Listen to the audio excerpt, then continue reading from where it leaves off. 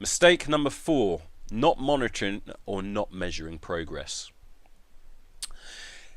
Now, I've worked in a gym, and there's ways to monitor progress to see how well you're doing. And one of the ways is weight. Now, if you're on a weight management course, then you are going to measure your weight. Yep, that's how you're going to measure some progress. Now, I'm going to say, with regards to monitoring progress, you need to do three of these, and I'll explain a bit more at the end. Yeah, any 3 of these. Now, weight is one, but the problem I see is that people use only one of these. They'll use one to measure and then base all the information and all the progress on this one measurement, and that's why there's going to be problems. In the gym, we had people who were going on the scales and they were doing really well. They're progressing really well because they worked really hard one week, went, I'm going to come 5 days this week, I'm going to do it for 5 days. And then they went on the scales, oh my God, I put on a pound. This isn't working, man. That's it, I quit. I've seen that happen before. And that is a problem. And in fact, it come to the stage where there was another instructor from another gym who said, yeah, we've taken the scales out the gym.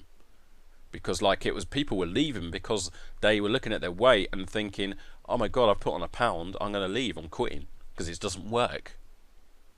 Remember what I said about the outcome? Look good, feel good.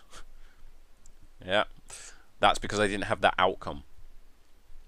The other way is clothes size. Now this is a really good way to actually measure how well you're doing, because muscle weighs more than fat. So like if you're going to the gym or like doing some physical activity, then your muscles may become more toned. They might build up a bit, and therefore you might weigh a bit more. Yep. So if you are looking at clothes size, because you can do like the belt buckle, so moving one down with the belt, so you can measure it that way, or clothes size. So you might go, hey, I was a size 18 and now I'm size 14. So it's a different way of, again, measure your clothes size. How your clothes fit you is another determining factor of how well you're progressing. And you must monitor progress. It's essential to monitor progress.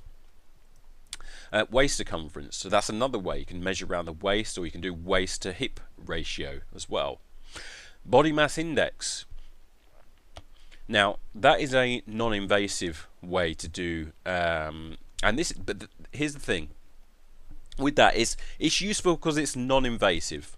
It's non-invasive, and this is what the medical community like to use when it comes to obesity. Now, somewhere along the line, we've got lost in that we measure everybody with BMI. So we measure everyone, even though it was designed just for the sedentary population. So in other words, those who don't do any physical activity. Because if you do some physical activity, then you may weigh more. There are some insurance companies who were actually saying to some bodybuilders, listen, no, your health isn't up to scratch because your body mass index shows that you're obese. It's like, what? But I train 6 times a day. Yeah, but we can't do it because your body mass index shows you're obese. And I've seen that at schools as well. Schools were giving out letters to the to the parents saying your child is obese. Because even though this child is like playing rugby, they're a rugby player, training every day, doing every day, they're saying, oh no, your child's obese, this needs to be done, we need to look at this, we need this plan. And it's just a generic thing set out to all the different parents regarding their child. And obviously the parents are going, what are you talking about? My child is like very active, they do this, that and the other, what's going on? So they're obviously very angry. And this is what happens if you have one way of measuring and that's it. Yeah, it needs to stop. Body fat percentage. So you can have like electrodes on your hands and feet, and they usually do this in fitness tests in some gyms and some places where you can actually, it shows you your water content, it shows you your lean muscle tissue, it also shows you your body fat percentage as well. You've also got the intensity of the exercise. And so especially when you're in a gym on the machines, you have like the levels, and it tells you what levels you're going up to. It also tells you your RPM, so how fast you're going as well. And when you writing a program, if you ever go to a gym, but always get a program, by the way, always, especially if you're new, no matter what, just go and get a program and follow the program. Yeah, it doesn't matter about, just go and do that. That's the easiest, and that's what I always advise people to do. But because on that program, what you can do is monitor where you are at the start, and then monitor what you're doing later on. Because in a month's time, you might be, we started on level 2, and then you might be on level 4. So it's really easy to monitor progress. It's easy, you can look at your progress through that way, through the intensity of the exercise. The duration, again, on a program, or even like if you're running or doing a brisk walk around, you may say, look, I can do the brisk walk 5 minutes, and then I can jog for 5 minutes, and then you may do that, and you can actually look at your duration of how long you're doing that for, see how long you can, because you may do a jog for 2 minutes to start with, and then it may go up to 4 minutes later on. So duration is another way you can measure. It's a very good way measuring progress. I mentioned this before, rating of perceived exertion, RPE chart. So 1 being, or 0 I say, being like I'm asleep in bed. Yep. And 10 being, oh my god, help me. So that's 10. So you can just in your head just do, what am I at the moment? Yeah, this takes a little bit of practice, but you'll get there. So if you're talking and you say you're on a 10, then you're not on a 10. Yeah, simple as that. But that's another way of measuring, and that's an internal thing. Yes, that's internal. Confidence, you may say, listen, how confident are you at doing this, doing the activity? Now, a lot of people are going to be scared. No, you're scared of the unknown. That's a natural thing. That's just a human instinct built in. Yep, you just got to override that and actually take action. It's always, nobody, when they go to the gym, I had the most common thing that I ever heard in a gym was, this isn't what I expected. This just isn't what I expected. I expected people to just be really fit and jogging, and everybody to be really healthy. They're just like me. It's like, yeah, I know. And that's because people invent things in their head that are way worse than what they actually are in real life. And it happens with all types of things that are unknown to you. Yeah, it's always worse in your head. Yeah, your brain starts coming up with stories and inventing things that are that would make a very good movie, but it's just not like that in real life. So confidence may be low at the start. Yep, confidence may be 0 out of 10. I'm not very confident, but when it comes to the end of the month, it might be, yeah, I'm on a 6 now. I'm doing all right. I've got used to it, got into a rhythm. Now I'm doing all right. I'm confident with my exercises. But importance, you might say, yeah, it wasn't that important to me to start with. It may be 0. It may be like, yeah, it's a 5, but now it's really important. It's a 10 now. I'm starting to feel how effective this is becoming. I'm starting to feel really good. So again, 0 to 10. Happiness, you may feel that you're not happy. Those with depression usually are starting off with 0. I don't feel happy at all. Start training. Hey, it's gone up to a 3 now. I'm doing all right this month. It's gone better. I'm starting to feel the effects of the exercise and the feel-good chemicals going around my body. Motivation, again, you might feel, I'm not really motivated at the moment, but that may go up. Muscle mass, again, you can have a, what do you call it? Tape measure. That's it. You can measure your muscle mass that way, or you can do the fitness testing and do your lean muscle tissue again through that. So that's another way. Or you can actually feel that as well. People are going to respond to you. So it may be an external thing where people actually say, look, you're building up a bit, you look bigger, because you don't really notice it, but other people will. They'll notice if you're doing a lot better. Energy levels, that's one thing that you will notice, especially if you're not doing physical activity to doing it.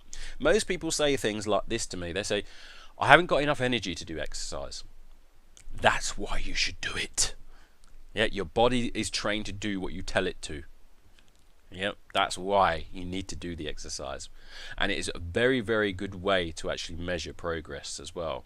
So you may say my energy levels are 0. You'll be surprised as soon as you get your body to do it, you feel energetic straight after you've done the exercise. So that is another way. So 0 to 10 again, your energy levels, especially during the day, when you're not training that day, you want to do things. Your energy levels are going to be higher. Flexibility. So you may be one of these people who wants to do things like yoga. Again, very good for those with depression. So stretching shown to actually increase muscle strength as well. So it's not just about doing the weights, it's about stretching afterwards, because that increases your strength as well. So you can do things like sit and reach, which is another test that you could do, or you could, again, there's other different areas where you can test your flexibility as well for your shoulder, and you can actually get it measured as well. There's a thing that we did off our corrective exercise specialist course, so we measure exactly how much more degrees of a stretch that you have. The easiness of the exercise, so this is like how hard is this exercise specifically? How hard is this bicep curl, or how hard is this bench press today? 0 to 10. You might go around for each exercise and say this is a 0. This is 0's like very, very, very, very easy. 10 is very, very hard. And you may go, well, this is very, very hard. This is 9 today. And then later on in the month, all of a sudden, no, this is a 6 now. So it's another very good way of monitoring progress. And repetitions. So how many times are you doing it? So you do 10 bicep curls. Yeah. You may then go to 15. You may be able to do 15. Now sets is like, so it's 2 lots of 15. So it'd be 2 sets of 15. So it'd be in total 30 repetitions. But you just have a rest between. So that is, so monitoring progress. Why do you monitor progress? Listen, in life, you're either going to progress or you're going to depress. Yeah? You're going to progress or you're going to depress. Progress equals happiness. When you're progressing, you're happy. That's the reason why you want to monitor it. Now, what I would say in monitoring progress, that you need 3 different ways of doing it. Now, one of them has got to be internal, and at least one of them has got to be external. So yes, you can go on the scales if you're doing weight loss, but you need an internal one as well. How do you feel about this? What's your happiness levels? What's your confidence levels? What's the RPE? You need to know that as well. You need something internal, but then you need something external, just in case you're just having a bad day and you feel, oh, I feel terrible today. But then you can go and look at something external and go, well, you've progressed, and that can change everything. So you need something external, and you need something internal, at least one of those. But 3 different ways you need to progress, to monitor your progress.